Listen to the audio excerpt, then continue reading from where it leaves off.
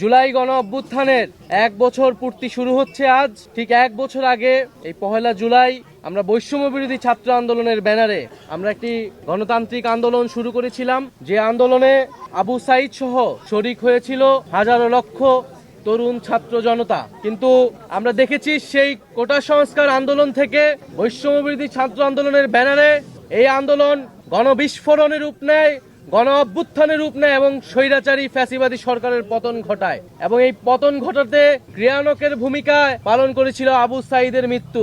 16 জুলাই শহীদ আবু সাইদ মৃত্যুর ঘটনা যখন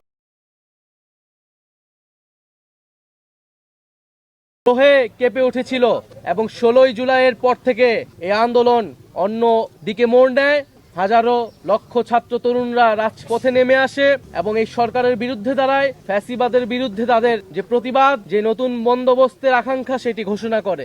আমরা আমাদের যে জুলাই পদযাত্রা, যেটিকে আমরা বলছি দেশ গড়তে জুলাই পদযাত্রা, যে আমরা স্বৈরাচারী ফ্যাসিবাদী সরকারের পতন ঘটিয়েছি, আমরা তার ব্যবস্থার বিলোপ চেয়েছি, কিন্তু যে একটা নতুন দেশ গড়ার জন্য যে উদ্যম দরকার, এখন যেই আমাদের গঠনের জন্য, রাষ্ট্র গঠনের জন্য আমাদের কাজ করা দরকার, সেই রাষ্ট্র গঠনের জন্যই আমরা মূলত এই জুলাই পদযাত্রা, যেখানে আমরা সারা বাংলাদেশের মানুষের সাথে, 64 জেলার মানুষের সাথে আমরা কথা বলবো, আমরা তাদের কথা শুনবো।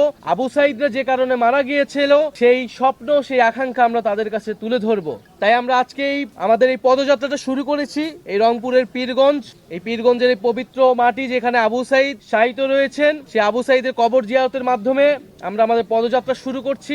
আবু সাইদ যেভাবে পুলিশের বুলেটের সামনে বুক চিতিয়ে দাঁড়িয়েছিল, সেটাই জুলাই গণ অভ্যুত্থানে আমাদের অনুপ্রেরণা ছিল। এবং আবু সাইদের মতো অন্য সকল শহীদেরা আমাদের যে লড়াই, ফ্যাসিবাদী ব্যবস্থা বিলোপের বিরুদ্ধে আমাদের যে লড়াই, সেই লড়াইয়ের অনুপ্রেরণা। যুগ যুগ ধরে বাংলাদেশের মানুষ আবু সাইদ, ওয়াসিম, মুগ্ধ সহ সকল শহীদদের এবং আহত যোদ্ধাদের শ্রদ্ধার সাথে স্মরণ করবে। আজকের দিনে আমি জাতীয় নাগরিক পার্টির পক্ষ থেকে এবং গণ অভ্যুত্থানে অংশগ্রহণকারী সকল ছাত্র জনতার পক্ষ থেকে আবু সাইদ সহ সকল শহীদদের, আহতদের স্মরণ করছি।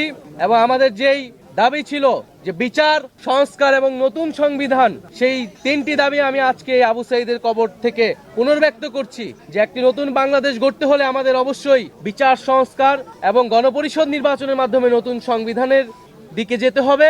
এবং যে জুলাই ঘোষণাপত্র এবং জুলাই সনদ নিয়ে টালবাহানা শুরু হয়েছে, আমরা স্পষ্টভাবে আমরা হুঁশিয়ারি দিতে চাই, যদি কেউ আপনারা মনে করে থাকেন, যদি সরকার বা অন্য কেউ মনে করে থাকে যে এই যে হাজারো লক্ষ মানুষ যারা রাজপথে নেমে এসেছিল তারা ঘরে ফিরে গিয়েছে, তাহলে আপনারা ভুল ভাবছেন। আমরা আবু সাইদের কবর থেকে ঘোষণা করছি, আমরা বাংলার প্রতিটি পথে প্রান্তরে যাব। আমরা বাংলার ছাত্র জনতা, তরুণ, শ্রমিকদেরকে আবারও রাজপথে নেমে আসতে আহ্বান জানাবো। এবং আমরা 3রা আগস্ট ঢাকায় আসছি, বাংলাদেশের জনগণকে, ছাত্রদেরকে, শ্রমিকদের সাথে নিয়ে আমরা ঢাকায় ঢুকবো এবং আমাদের যে জুলাই ঘোষণাপত্র এবং জুলাই সনদ, সেটি আমরা আদায় করে ছাড়বো ইনশাআল্লাহ।